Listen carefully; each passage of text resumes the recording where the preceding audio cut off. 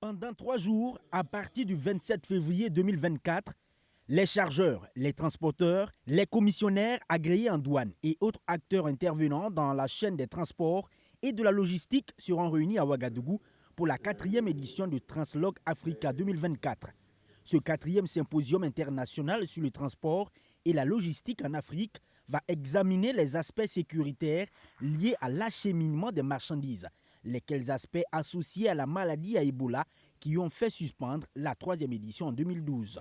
Le Conseil burkinabé des chargeurs développe ainsi une forme de résilience pour permettre au Burkina Faso de rester fréquentable. Il s'agira principalement de nous imprégner des dispositions novatrices liées aux procédures douanières ainsi que les conditions de passage portières, d'examiner les solutions de financement offertes aux chargeurs. Nous avons décidé de prendre notre destin en main, malgré justement le contexte du terrorisme. Nous sommes dans les grandes villes. Je pense que nous pouvons continuer à faire évoluer le pays. Et c'est l'une des raisons vraiment qui a amené le CBC à vouloir organiser ces symposiums de relance que nous plaçons d'ailleurs sous le sceau du symposium de la résilience.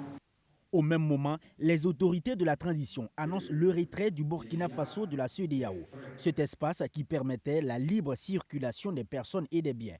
Les produits importés du Burkina Faso proviennent en majorité des pays de l'Interland, comme le Togo. Si les inquiétudes suite à ce retrait ne manquent pas au sein de l'opinion et évoquent des conséquences sur la chaîne de la logistique et du transport, Kassoum Traoré tente de rassurer. Je dirais non. Dans le cadre du transport, je dis bien dans le cadre du transport, c'est vrai qu'il y a un choc politique actuellement au niveau de la CEDEAO, mais ça n'engage pas en fait individuellement chaque pays. Si vous prenez le Togo, le port c'est le poumon de l'économie du Togo. Et je pense que le Togo ne va pas, en tout cas, envisager une décision allant dans le sens de fermer son port avec le Burkina. Aujourd'hui, je pense que c'est le pays qui bénéficie le plus d'ailleurs de la crise qui oppose l'AES et la CEDEAO. Le président du CBC ne s'arrête pas là, il se projette sur les trafics dans les différents ports. La fermeture n'est pas envisageable pour lui. Le Ghana également est un pays en difficulté aujourd'hui, il y a difficulté économique. Il y a moins de 2 mois, nous avons reçu une délégation des autorités ghanéennes ici pour venir encore faire la promotion des ports du Ghana.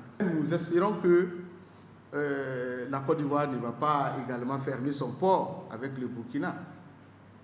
Vous avez Sitaraï, une fois que les ports ivoiriens seront fermés au Burkina, ça veut dire que déjà Sitaraï est mort.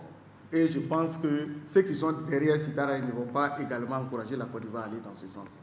Des accords existent déjà en matière de transit et de transport avec tous les pays voisins du Burkina Faso, précise encore le CBC. Il s'agira donc au cours de cette rencontre à venir de mieux s'organiser, partager les expériences et connaissances entre transporteurs et de relever les défis et opportunités qui interviennent dans le cadre de la ZLECAf.